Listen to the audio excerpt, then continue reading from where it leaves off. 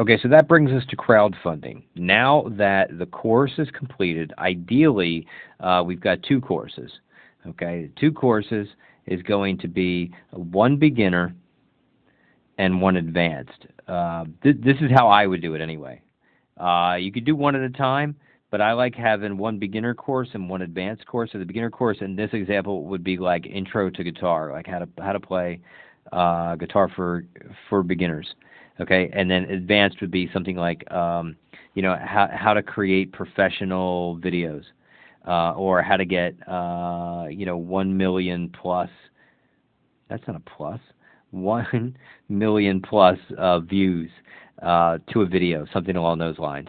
And I build those simultaneously because they're two different target segments, but they can be merged together later on, and both have the potential to become fans. So the idea is that we want to sell a course and make a fan out of the course buyer, but at the same time, we want to sell music and then, I'd say, convert the fans, the current fan base, into buyers of the course, or at least those who qualify, those who express an interest.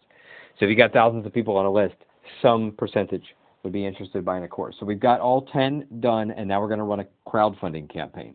Okay. So what often I get asked, and we already, you know what? I'm not gonna, let's save that for the next video. But what I often get asked is, shouldn't I create the course first? Shouldn't I create the course? Shouldn't I do the crowdfunding first before I create my product? And the answer is no. I think it's one of the single most biggest mistakes that people make in crowdfunding is that they rely 100% of the profits of the proceeds from the crowdfunding efforts in order to actually build their product or to build out the service offering.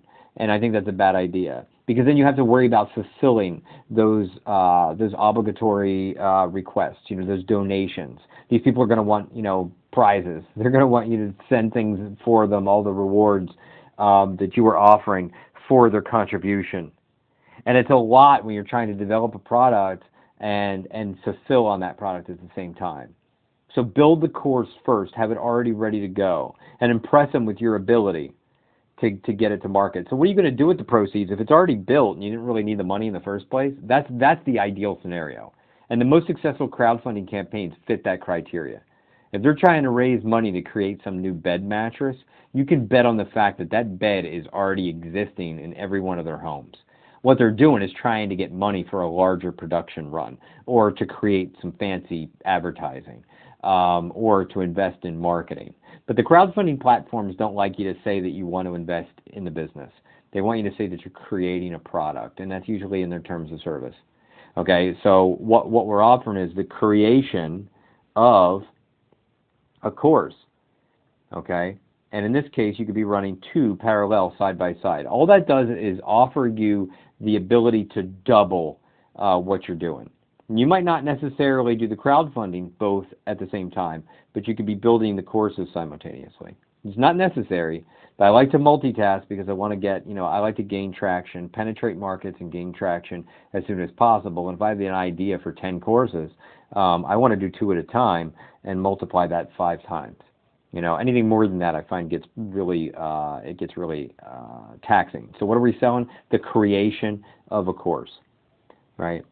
And then we go ahead and run our crowdfunding based around that. And then what are they going to get in terms of the bonuses? The rewards is going to be, you can brainstorm about that. There's a lot of things that you can come up with. The obvious answer is the course for free. Well, not necessarily for free, but for their contribution, right? Or modules. If you donate $10, I'll give you 2 modules of the course. And then you could throw in, how about $20? I'm going to get 4 modules of the course. The first 4 modules. And then every one of these can be upsold later on. They contributed to what you're offering, and then you send them the first 4 modules, and they're like, I want the rest, right? So you give them an opportunity to do that. You can give them a discount for that as well. And you can always throw in autographs. You could throw in backstage passes.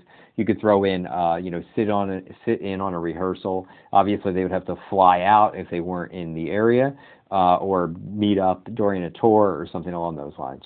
But that doesn't mean that you can't offer it even still.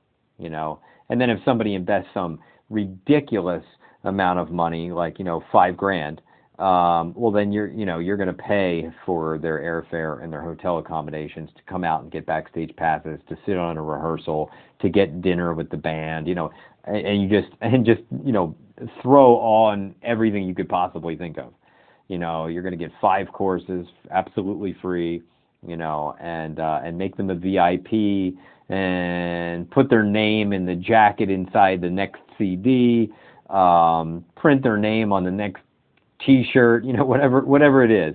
Feature them in your next music video. A lot of things that you can offer for high tickets. You should always have a high ticket offer in your crowdfunding campaign, but make sure that the course already exists. That way people aren't getting anxious, because if something goes wrong and you're 9/10 the way through the project, people are going to say, hey, where's that course at? I want my money back. And you'll end up with a disaster on your hands. Get that thing done, and then with the proceeds, you could just easily invest that into marketing, or use that to replace certain modules that you think could be better. You can invest in some gear if you need it for the creation of things, and maybe put some in your pocket. And so the idea here is that you could be running a crowdfunding campaign for a course, I'd say once every 6 months, twice a year. And that could really help, in combination with other things, really get things moving. And then after we get that crowdfunding out, you can upsell them, and we'll talk more about how to actually sell the crowdfunding in the first place, and we'll do that in a subsequent video.